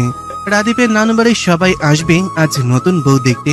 সেই সুবাদে ইরার বাড়ির সবাইকেও দাওয়াত করা হয়েছে আজ। রাদীপ আসার সময় ইফতি, সাদি আর আকিকে সাথে করে নিয়ে আসবে। সেসবে তোড়জোড় চলছে সকাল থেকে। সব রান্না রাদীপের মা একা হাতে করলো, ইরা হাত লাগিয়েছে তাতে। রান্নার কাজ প্রায় শেষের দিকে, তখন ডোরবেল বেজে ওঠে। লতিফা বেগম ব্যস্ত পায়ে ছুটে গেলেন। ইরাও বেরিয়ে এলো রান্নাঘর থেকে। হাঁটো ছুঁই ছুঁই ওয়েস্টার্ন ড্রেস পরা এক মেয়ে জড়িয়ে ধরে আছে লতিফা বেগমকে। ইরাকে দেখে লতিফা বেগম কাছে ডাকলেন। ইরা এদিকে আয়, পরিচয় করিয়ে দেই, ও হচ্ছে আমার ভাইয়ের মেয়ে লিজা। ইরা এগিয়ে গিয়ে কুশল বিনিময় করলো, তবে মেয়েটা বোধহয় খুব বেশি খুশি হলো না ইরার উপস্থিতিতে। রাদীপের নানি এগিয়ে যায় ইরার কাছে। মা, তুমি এখনো সকালের বাসি পোশাক পরোনি কেন মেয়ে? বাড়ি থেকে কিছু শিক্ষা পাওনি নাকি? স্বামীর সাথে এক বিছানায় ঘুমিয়ে সেই কাপড় না পাল্টে কেমনে ঘুরে বেড়াইতেছো? তিনি আগের যুগের মানুষ, তবে সব দিকেই তার চোখ থাকে সব সময়। মায়ের কথায় পরিবেশ স্বাভাবিক করতে লতিফা বেগম বললেন, আসলে মা, কাজের চাপ ছিল তো, তাই আমি বলেছি পরে গোসল দিতে। ইরা যা তো মা, এখন ঘরে গিয়ে ফ্রেশ হয়ে রেস্ট নে। রাদীপের নানু বাঁকা চোখে তাকালেন ইরার দিকে। তার নজর বুঝিয়ে দিচ্ছে তিনি মোটেও ইরাকে পছন্দ করছেন না। শাশুড়ির আদেশ পাওয়া মাত্রই আর দেরি করে না ইরা। এখান থেকে গেলে যেন হাঁপ ছেড়ে বাঁচবে সে। বাড়ি থেকে আমার বিয়ের কথা বলছে। কালে হাত দিয়ে মন মরা হয়ে কথাটা বলে আখি। আখির কথায় ছোটখাটো একটা বিস্ফোরণ ঘটে গেল ইফতির বুকে। বিয়ের কথা বলছে মানে? মামার বাড়ির আবদার নাকি? যে সে যাকে নিয়ে খুশি হতে চাইবে সেই চলে যাবে? এবার আর কিছুই যেতে দেবে না সে। আখিকে তার লাগবেই। ওই গাধিটার ভিত্তিহীন কথাবার্তা না শুনলেই তার জীবন তো অচল হয়ে পড়বে। তবুও ইফতি চুপ করে থাকে। ইফতিকে চুপ করে থাকতে দেখে সাদি মুখ খুলে, তা মন খারাপ কেন? তুই তো সেদিন বললি বিয়ে করতে চাস। ইফতি খুব করে চাচ্ছে এবার অন্তত মেয়েটা কিছু বলুক, তারপর সে সামলে নেবে। কিন্তু মেয়েটা তার আশায় এক বালতি জল ফেলে দেয়। বিয়ে হয়ে গেলে তো তোদের সাথে আড্ডা দেওয়া হবে না। আমি যে তোদের সাথে কথা না বলে থাকতে পারবো না। এবার মুখ খুলে রাদীপ, তো তুই এক কাজ কর, আমাদের গ্রুপের কাউকে বিয়ে করে ফেল, তাহলে ইরার মতো তুইও সব সময় আড্ডা দিতে পারবি। আঁকি এবার সরু চোখে ইফতির দিকে তাকায়। আবারও ছেলেটার দৃষ্টি শীতল। হতাশ মেয়েটা, হতাশ। প্ল্যান অনুযায়ী শেষ কথাটা বলেই ফেলে, আমাকে কি বিয়ে করবে? এই সাদি, বিয়ে করবি আমায়? মুখের কথা বলতে একটু দেরি হলো, আঁখের গালে কষিয়ে চড় মারতে একটুও সময় নেয় না ইফতি। আঁখির সাথে সাথে হতভম্ব সাদি আর রাদিফও। ইফতিকে হাইপার করে সত্যি বলাতে চেয়েছিল, কিন্তু এতে হিতে বিপরীত হয়ে গেল। এক প্রকার চেঁচিয়ে ওঠে ইফতি, ছেলে খেলা পেয়েছিস? যাকে পেতে চাইবো একবার, একজনের জীবন ছেড়ে চলে যাবে? আবার আরেকজন নিজ থেকে আমার সামনে অন্যের হতে চাইবে, তোকে আমি জ্যান্ত কবর দিব শালি। চোখ মুখ ভিজে দাঁড়িয়ে আছে আখি, তবুও সে দমে যায় না। আজকে সে শুনবেই ইফতির মুখ থেকে। নিজেকে ধাতস্থ করে তুই তো তনয়কে ভালোবাসিস। হ্যাঁ হ্যাঁ বাসি, আমি তনয়াকে ভালোবাসি, কিন্তু তোকে আমার লাগবেই লাগবে, সেটা হোক তোর ইচ্ছায় কিংবা ইচ্ছার বিরুদ্ধে। কান্নার মাঝে হেসে দেয় মেয়েটা। স্থান কাল সময় না ভেবেই ঝাঁপিয়ে পড়ে ইফতির বুকে। ইফতিও টেনে নেয় বক্ষ গহব্বরে, এই গাধিকে তার লাগবেই। এদের কাণ্ড দেখে সাদি আর রাদীপ হেসে কুটি কুটি অবস্থা। দুপুরবেলা হয়, এদিকটায় শিক্ষার্থীর সংখ্যা একেবারেই নগণ্য, তাই এদের সুন্দর মুহূর্তটা নষ্ট করতে না দিয়ে অন্যদিকে এগিয়ে যায় দুই বন্ধু। তৃষ্ণার্ত দুই প্রেমিক প্রেমিকা একান্তই সময় কাটাক নিজেদের মতন করে। কাবাব মে হাড্ডি হবে কেন শুধু শুধু। লতিফা বেগমের কথা অনুযায়ী আজও শাড়ি পরেছে ইরা। রাদিফের নানি আগের দিনের মানুষ, কখন কোন ভুল ধরে ফেলেন বলা যায় না। নিজে পছন্দ করে ছেলের বউ এনেছে সে, অন্য কেউ তার খুদ ধরুক তা তিনি মোটেও চান না। শাওয়ার থেকে বেরিয়ে কানে এলো কলিং বেলের আওয়াজ, তার মানে বাড়ির সকলে চলে এসেছে। খুশিতে আত্মহারা হয়ে ছুটে যেতে চায় নিচে, কিন্তু হাই কপাল, এরার একটা বদ অভ্যাস, সে চুলের পানে ঝরায় না কখনো। চুল থেকে গড়িয়ে পানি পড়ছিল মেঝেতে, দেখতে না পেরে পিছলে পড়ে গেল মেয়েটা। ইরার ঘরের সকলেই উপস্থিত হয় মুহূর্তেই। নিজের কেমন লজ্জা লাগছে। এর মধ্যেই নানি শাশুড়ি বলে বসলো, কি মেয়ে বউ করে এনেছিস দেখ, বলেছিলাম শুনলি না আমার নাতনিটা। ভদ্রমহিলার কথা শেষ করতে দেয় না লতিফা বেগম। হয়েছে মা, নিচে যাও সবাই, আমি আসছি। একে একে সবাই নিচে চলে যায়। ইরার ভীষণ খারাপ লাগলো নানির কথাটা। মা বিশ্বাস করো, আমি বেলের আওয়াজ পেয়ে তাড়াহুড়ো করে যাচ্ছিলাম, খেয়াল করিনি এখানে পানি। শাসনের সুরে ধমকে ওঠে লতিফা বেগম। চুল দিয়ে টপ টপ করে পানি পড়ছে, মুছিস নি কেন? আজ তো অল্পতেই রক্ষা পেয়েছিস, বড় কিছু হলে তখন। ইরা চুপ থাকে, এটা তার অন্যতম একটা বদভ্যাস। ইরাকে চুপ থাকতে দেখে কাল থেকে আমি নিজে তো ট্রেনিং নেব, একদম স্ট্রিক্ট শাশুড়ি হয়ে যাব বলে দিলাম। লতিফা বেগমের কথা বলার ভঙ্গিমায় হেসে দেয় ইরার সাথে লতিফা বেগম নিজেও। রুমে প্রবেশ করে এই সুন্দর মুহূর্তের সাক্ষী হয় রাদীপ। অন্তর জুড়ে যায় কেমন শীতল স্রোত নেমে যায়। এই তো তার জীবনের দুই নারী, একজন তার মা, আরেকজন সে তো ভবিষ্যৎ বাচ্চার মা। নিজের অযাচিত ভাবনায় আনমনেই হাসে ছেলেটা। আপাতত ইরা ঘরে একা। রাদীপ একটু আগে বাইরে গিয়েছে। ইরার পড়ে যাওয়ার ব্যাপারটা নিয়ে বাড়ি মাথায় তুলে নিয়েছিল ছেলেটা। তেমন চোট না পেলেও বাড়িতে ডক্টর এনেছিল রাদীপ। সেসব ভেবেই হাসছে ইরা। রাদীপ তার প্রতি আগে থেকে যত্নশীল। ভাবনার মাঝে ইরার রুমে প্রবেশ করে লিজা, রাদীপের মামাতো বোন। ওয়েস্টার্ন ড্রেস পরা মেয়েটাকে দেখে জোরপূর্বক হাসে ইরা। মেয়েটা কেমন ক্ষিপ্ত হয়ে আছে। এই মেয়ে, এই কেন এলে আমার আর রাদিফের মাঝে? ইরা হতভম্ব। তার আর রাদীপের মাঝে বলতে কি বোঝাতে চাইছে মেয়েটা, আবার বলে ওঠে, আজ শুধুমাত্র তোমার জন্য আমি আমার রাদিফকে পেলাম না, না হলে দাদু আমাকে কথা দিয়েছিল রাদিফের সাথে আমার বিয়ে দিবে। কথা বলতে বলতে ইরার ব্যথাযুক্ত পা চেপে ধরে। কি করছেন কি? লাগছে, ছাড়ুন ছাড়ুন বলছি। চেঁচিয়ে ওঠে ইরা। মেয়েটা আরো ক্ষিপ্ত হয়ে ইরার গলা চেপে ধরে। তোকে আমি আজ মেরেই ফেলবো, তোর জন্য আমি রাদিফকে পেলাম না। মুহূর্তেই চোখ বড় বড় করে ফেলে ইরা। ঠিক সেই সময় রুমে উপস্থিত হয় রাদীপ। ঘটনা বুঝতে পেরেই দৌড়ে গিয়ে ইরাকে ছাড়িয়ে নেয়। সাথে সাথে সজোরে এক থাপ্পড় বসিয়ে দেয় লিজা নামের মেয়েটার গালে। তুমি আমাকে মারলে রাদিফ? হ্যাঁ মারলাম, কারণ তুমি নিজের মনুষ্যত্ব হারিয়েছ। তোমার সাহস কি করে হলো ওর গায়ে হাত দেবার? তোমার ওই হাত ভেঙে গুড়িয়ে দেওয়ার আগেই তুমি চলে যাও। এখনই তুমি আমার ঘর থেকে বের হও, এক্ষুনি। রাদীপের বজ্র কণ্ঠে ভয় পেয়ে যায় লিজা। সে আর দেরি না করে নিচে গিয়ে দাদের কাছে ন্যাকা কান্না জুড়ে দেয়। সবকিছু শুনে ভদ্রমহিলা নাতনিকে আশ্বাস দেন, তুই চিন্তা করিস না, ওই মেয়েকে আমি উচিত শিক্ষা দেব, এমন ভাবে শিক্ষা দেব যাতে সাপও মরবে লাঠিও ভাঙবে না। ইরার গলায় বেশ ভালোভাবে দাগ বসে গিয়েছে, জায়গাটা লাল হয়ে আছে সম্পূর্ণ। রাদীপের দিকে তাকিয়ে প্রশ্ন করে ওঠে ইরা, লিজার সাথে তোর কিসের সম্পর্ক রাফিক? মেয়েটা আস্ত এক সাইকো, বাড়িতে এলে আগে পিছে ঘুরতে থাকে। ওর সাথে আমার কোনো সম্পর্ক নেই। নিজ থেকে আমাকে বিয়ের প্রস্তাব দিয়েছিল, আমি না করে দেওয়ায় তোর সাথেই ব্যবহার। ইরা কিছু বলে না। ইরা, আজ বাড়িতে দাওয়াত, তোদের বাড়ি থেকে সকলে আসবে। আমি কোনো সিন ক্রিয়েট করতে চাচ্ছি না, তবে ওর কাজের শাস্তিও পাবে। তুই প্লিজ নর্মাল হ। ইরা এবারও নিশ্চুপ।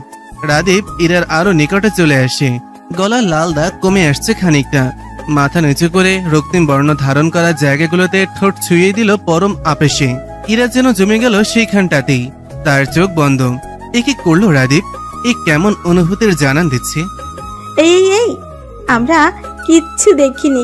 হুট করে কারো কণ্ঠ শুনে ছিটকে পড়ে দুজন দুই দিকে। ইরা তো লজ্জায় মরিমরি অবস্থা। দরজায় দাঁড়িয়ে আছে ইফতি আর আখি। ইফতি এক হাত দিয়ে আখির চোখ ধরে আছে, আরেক হাত দিয়ে নিজের মুখের উপর দিয়ে আঙ্গুল ফাঁক দিয়ে চোখ বের করে রেখেছে। হয়েছে তোদের? এবার কি চোখ খুলবো? শালা এখন আর চোখ আটকে কি করবি? যা দেখার তো দেখেই নিয়েছিস। আয় ভিতরে আয়। ভেতরে আসতে আসতে উত্তর করে ইফতি। লয়ে হালুয়া, এখানে আমার দোষ কি? আমি কি জানি তোরা দরজা খোলা রেখে ভিতরে রঙ্গলীলা করছিস? তোরা কি চুপ করবি এবার? ইরার ধমকে অফ হয়ে যায় ছেলে দুটো। তবুও থেমে নেই তাদের মিটমিটানি হাসি। এর মাঝে ইরার বাড়ির সকলে এসে পড়ে। পায়ে ব্যথা নেই, ইরা নিচে এসেছে। মানুষ বলে ওকে না পেলে আমি মরেই যাব। কাউকে না পেয়ে আসলে কেউ মরে না। জীবন তার নিজ গতিতে এগিয়ে যায়। কেটে যায় সময়। যেমন কাটছে সাদের জীবন। সে হেঁটে যাচ্ছে, উদ্দেশ্য নেই জানা। রাদীপের সাথেই ও বাড়ি যাওয়ার কথা ছিল, তবে সে মিছে বাহানা দিয়ে পরে যাবে বলেছে। সাদের ভেতরে চলছে মন মস্তিষ্কের লড়াই। মন বলছে ইরাকে অন্য ঘরে সে দেখতে পারবে না। অপরপক্ষে মস্তিষ্ক নিজেকে এতটা স্বার্থপর হতে সায় দিচ্ছে না। এতদিনের বন্ধুত্বের সম্পর্ক তাদের। তার নিজের স্বার্থের জন্য সে তো বন্ধুদের বাদ দিতে পারে না। এর মাঝেই পায়ের গতি কমিয়ে দেয়, রিক্সা ডেকে উঠে পড়ে। উদ্দেশ্য রাদীপের বাড়ি। জীবনে আর যাই হোক, বন্ধুত্ব বাদ দেওয়া যাবে না। পুরো ড্রয়িং রুম জুড়ে মানুষের আনাগোনা। পুরো ঘর ইফতি মাতিয়ে রেখেছে।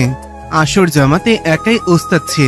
সাদি এসে সেই কখন থেকে ডোরবেল বাজিয়ে যাচ্ছে, খুলছে না কেউ। রাদীপকে কল করার জন্য মাত্রই ফোন বের করেছিল, তার আগেই দরজা খুলে গেল। আরে ইলাজি, তোমার কলেজের কাজ শেষ? সকালবেলার কথা বলার জন্য ইলার অস্বস্তি হচ্ছে। নিচে তাকিয়ে নখ খোঁচাচ্ছে মেয়েটা। খুব কষ্ট উচ্চারণ করলো, জি জি ভাইয়া। সাদি আরো কিছু বলতে যাবে, তার আগেই ইফতি হাঁক ডাক শুরু। এই সাদি, ওখানে কি ঢাকার জ্যাম দেখা দিয়েছে নাকি? এগোচ্ছিস না কেন হলুদ ছাড়া? ইফতির কথাই ইলা সামনে থেকে সরে যায়। সাদি খেয়াল করলো ইলা যে অস্বস্তি বোধ করছে। হয়তো সকলের জন্য, নিজের বলা কথার জন্যই। ভেতরে প্রবেশ করে সকলের সাথে কুশল বিনিময় করে সেও আড্ডায় ব্যস্ত করে ফেলে নিজেকে। মনের অবাধ্য অনুভূতিগুলো তাকে কষ্ট দিতে পারে না। দিনের সব থেকে সুন্দর সময় হয়তো দুপুরের পর থেকে সন্ধ্যা হওয়ার সময়টুকু। প্রখর রোদের তাপ কমে এসেছে। মাথার উপরে থাকা সূর্যটা হেলে পড়েছে পশ্চিমে। রোদ পড়ে যাওয়ায় বাড়ির ছোটরা সবাই মিলে ছাদে মাদুর পেতে বসেছে।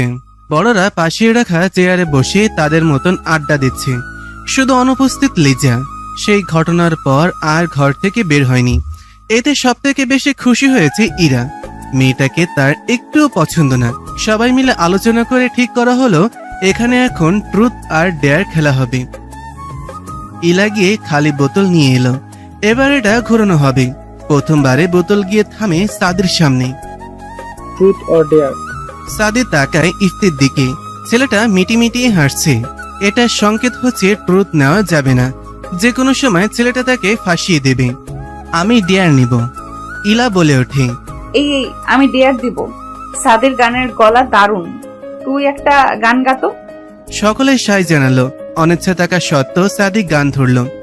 কখনো আকাশ বেয়ে চুপ করে যদি নেমে আসে ভালোবাসা খুব ভরে, চোখ ভাঙা ঘুমে তুমি খুঁজো না আমায়। ইফতি তাকিয়ে আছে বন্ধুর মুখ পানে। সে মন প্রাণে চায় সাদের জীবনেও কেউ এসে ছেলেটাকে গুছিয়ে নিক। সকলের করতালের আওয়াজে ইফতির ধ্যান ভাঙে। পুরো গানটায় সাদি নিচের দিকে তাকিয়ে শেষ করেছে, কেননা কাউকে উদ্দেশ্য করে গান গাওয়ার মতন কেউ তার জীবনে নেই। সকলেই গানের জন্য সাদিকে বাহবা দিল। চুপ রইল ইলা। সাদির ফোনে মায়ের কল আসায় সে নিচে চলে যায়। ইরার মা ইয়াসমিন বেগম ছোট মেয়েকে বললেন, ইলা নিচে যা তো, নাস্তা ভেজে রেখে এসেছি আমরা, নিয়ে আয়। মায়ের আদেশ পেয়ে ইলা নিচে আসে। রান্নাঘর থেকে নিয়ে আসে ভেজে রাখা স্প্রিং রোল আর সিঙ্গাড়া। সাদি বাড়ি থেকে ফোনে কথা বলে ভেতরে আসছে দেখে হাতের বাটিগুলো ডাইনিং টেবিলের ওপর রাখে। আপনার গানের গলা অসম্ভব সুন্দর। সাদি ফোনের ওপরে চোখ রেখে হাঁটছিল বিধায় ইলাকে খেয়াল করেনি। কণ্ঠ শুনে তাকালো। মেয়ে, তোমার কাছে দেখছি আজকাল আমার সবই সুন্দর লাগছে, ব্যাপার কি বলতো? ইলা চুপসে যায়। সে তো ভাবেইনি যে এভাবে তাকে ধরে ফেলবে। ইলাকে চুপ থাকতে দেখে সাদি আবার বলে, যে রাস্তায় আসতে চাইছো সময় থাকতেই ফিরে যাও মেয়ে, না হলে। সাদির কথা সম্পূর্ণ হওয়ার আগে সেখানে রাদিফের নানি উপস্থিত হয়। তোরা কে কোথায় আছিস দেখে যা, বাড়িতে কি সর্বনাশ হলো রে। কে কোথায় আছিস দেখে যা, এই ছেলে মেয়ে দুটো কি করছে, ছি ছি ছি ছি ছি। মহিলার কথা শুনে যেন বজ্রপাত হলো ইলা আর সাদির ওপর। সে কি ইঙ্গিত দিচ্ছে? ইলা আর সে তো শুধু কথা বলছিল, তাদের মধ্যে যথেষ্ট দূরত্ব ছিল। তবে ওনার কণ্ঠ শুনে রফিকুল সাহেব, শামসুল সাহেব সহ সকলে হন্তদন্ত হয়ে নিচে নেমে আসে ছাদ থেকে। ইয়াসমিন বেগমকে দেখি রাদিফের নানি কেকিয়ে ওঠে। মেয়েকে কি শিক্ষা দিয়েছ? ছি, বোনের বাড়িতে এসে এসব করছে। নিজের মেয়েকে নিয়ে এসব কটূক্তি মোটেও সহ্য করলেন না ইলার বাবা শামসুল হক। কি করেছে আমার মেয়ে? এসব কি বলছেন আপনি? তোমাদের মেয়ে ভাতারের সাথে এখানে রঙ্গলীলা করছিল, আমি হাতে নাতে ধরেছি। এসব ভাষা শুনে সাদি আর চুপ থাকতে পারল না। কি যা তা বলছেন আপনি? আমরা এখানে দাঁড়িয়ে কথা বলছিলাম, একটা মেয়ে হয়ে অন্য একটা মেয়েকে এমন মিথ্যা অপবাদ দিতে আপনার বাচ্ছে না? লতিফা বেগম এগিয়ে যান মায়ের দিকে। মা, তুমি বোধহয় ভুল দেখছো। সাদিকে ছোট থেকে দেখছো না? ইলা আমাদের নিজের মেয়ের মতোই, ওরা কোনো খারাপ কাজ করতে পারে না। আমি চোখে কম দেখতে পারি, কিন্তু লিজা ও কি চোখে কম দেখবে? ওই তো আমাকে ডেকে নিয়ে এলো। হ্যাঁ, আমি ওদের খুব বাজে অবস্থায় দেখেছি, ভাষায় প্রকাশ করার মতো নয়। নিচের দিকে তাকিয়ে শুধু অশ্রু ফেলছে ইলা। এবার আরো ডুকরে কেঁদে উঠল। নিজেকে নিয়ে এইসবও শুনতে হচ্ছে তাকে। এতক্ষণ চুপ থাকলো, এবার ইয়াসমিন বেগম গিয়ে মেয়ের গালে চড় মারতে লাগলেন